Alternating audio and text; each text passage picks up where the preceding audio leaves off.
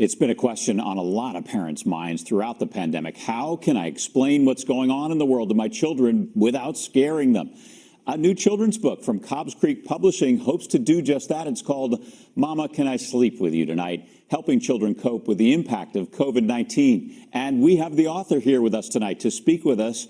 Jenny Delacruz is also a counselor and grief expert. Jenny, thanks so much for taking the time tonight. Thank you for having me, Jim. Tell us more about what's in your book.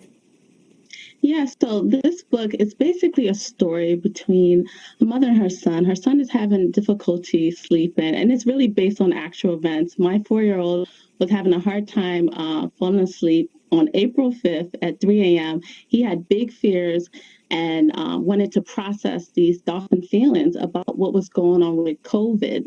And I just took my time out to, listen to him and affirm him. And of course, he fell right to sleep and I'm up. And so I just wrote this book, and I wanted to make sure it had tips and resources at the end for parents. So I do talk about the major stages of grief and provide free resources. Yeah, we know that kids are really observant, right? They can see the world has definitely changed around them over the last few months. So how do you take something as serious as a pandemic and break it down for them in a way to better understand what we're all going through without scaring them?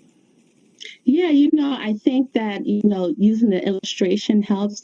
And then also speaking in their language, and in this book, the mother just really affirms the child by reshaping their experiences. So, for a small child seeing, ambulances, just hearing the sirens, it can be very nerve-wracking. But to say, every time you hear an ambulance, that means help is on its way, and so just reframing those experiences. And I think it's not only helpful for just the impact of COVID, but just all changes, especially what we have seen with the impact of, just the Black lives that has been lost on our screens. So are you hoping that the book opens up maybe a discussion between parents and their kids, maybe serving as a springboard to talk more about what's going on?